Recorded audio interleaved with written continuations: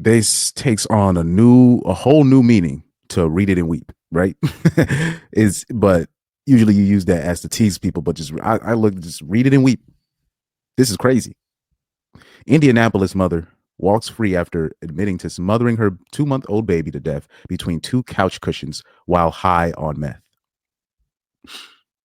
Now, when this story came out, there were still people in the comment section talking about postpartum depression. And I already told you, I done dropped the stream already. Postpartum depression is a myth. I know people mad at me for saying that, but it's a myth. Because if you actually ask women, what do you think it is? And not only they're going to describe postpartum psychosis, which is rare. It's actually a rare diagnosis. So that just shows you they're just reading shit from Instagram and TikTok and labeling the shit on themselves to absolve them of shitty behavior. Same thing like where now you got all these white bitches now on TikTok talking about the autistic. Bitch, stop, please. Anyway, but like I said, postpartum depression is a myth. Anyway, and on top of that, all you got to do is ask them, okay, just say, I know a man that suffered from postpartum depression, and look at their face. And if they start talking about, what are you talking about? She just revealed herself to be a fool. Because I told you I did the postpartum depression live stream. I'm going to put that link in the description box, and I want you to watch the stream. And I go on, I think psychealth.com or psychology.com, like the official, the official psychology website, the very liberal site. A woman wrote the article, and she went through the myths, like the truths and the myths of what postpartum depression is. And I'm telling you, people don't know what it is. They hear it, and then they use it as a crutch to excuse women from abusing when women abuse their kids, they can use that or when they abuse or kill their kids, they can use that as, oh, she was suffering from this. I'm telling you guys, it's a myth. Postpartum depression is a myth. Anyways, let's read the description. Judge Mark Stoner has acquitted Dacia Lacey of the charges of neglect leading to death. Lacey admitted that she desired her daughter to cease crying and remain silent in order for her to obtain some rest. I wonder, where is the father?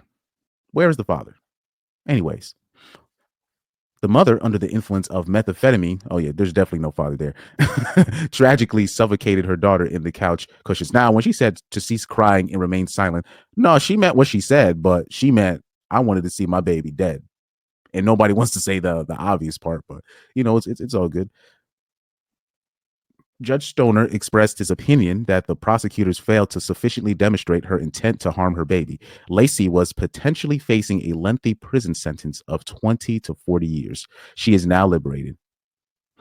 Yeah, this is the clown world that we're living in, probably, and we got to know. So what's the Judge Mark Stoner, right?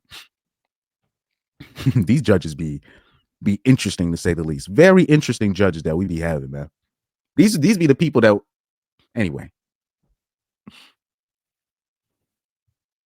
I don't know if I can bring up the Twitter. I don't know if I can bring up the Twitter, but I remember when that story had came out, in terms of when it came out that a meth head mother, smothering her baby to death. And we're just like, and for some, it's weird, because when you see stories like that, you should already be automatically, oh damn, well, she's in prison for life. But like I said, it's always different when mothers kill their babies. And it doesn't stop at just abortion. Women are allowed to be deadbeats. There's no such thing as deadbeat fathers, only deadbeat mothers. I've always said this. Because people it's literally illegal to be a deadbeat father, and they talk about men leave. No, if men are leaving the situation, is because you got to look into it. You got to first of all see if he's still paying child support. Then you got to see if he ever filed for any type of custody. If he filed for any custody and she fought back, or the dude was filing for joint custody and the mother fought back, you can't call him a deadbeat. He was literally trying to be in the kid's life, and the mom fought against. If the mom is fighting against 50-50 custody, you can't call this man a deadbeat. That's her being a deadbeat mom, but nobody wants to ever look at it like that. So, like I said, when it comes to women killing their kids, they get let off. When women can birth the kids, leave the kid at the bastard at the fire station or the police station or a foster home, literally leave it at the doorstep and run away, and they're still looked at as good people. They don't get prosecuted by the law. They can kill their kids at impunity. They can abuse their kids and then lean back on postpartum depression to be able to wiggle out of it. It seems like there are so many lanes to where women can abuse their kids or be deadbeats and them not be prosecuted.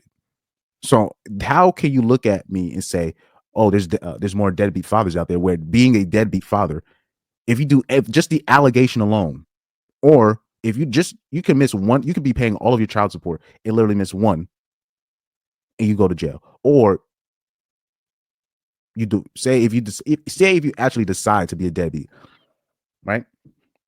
They won't allow it. You won't be able to leave the country. You have to go off you got to go off the grid to be like a deadbeat, like an actual deadbeat father. Like they won't allow men to do it. Just the fact that paternity fraud is not legal, it already shows you what the game is. Court accordingly enters judgment of not guilty, reluctantly. I do hope that you will take the opportunity to get the counseling that you need, to get the counseling for the children that you need, that you learn from this behavior, and hopefully the rest of the community learns from this behavior, that you cannot go out and party on the weekend and be with children. Court accordingly enters.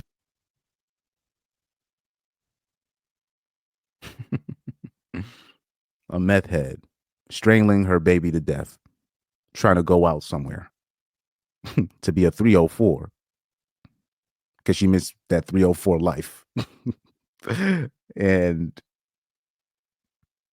gets let off with a warning. You cannot make this stuff up, man. You can't make this stuff up.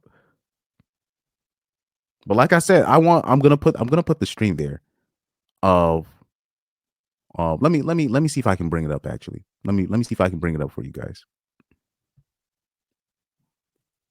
All right, just let's look through all the live streams I've done in the past 2 to 3 months.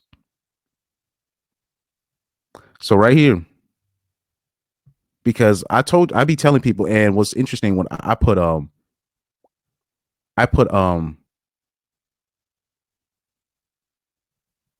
what I did. This is what I did for the postpartum depression is a myth show. I put Nick Cannon as the thumbnail, and I always say this is always my number one proof for postpartum depression. All these women that got pregnant by celebrities and these athletes, but particularly like the celebrities and the musicians.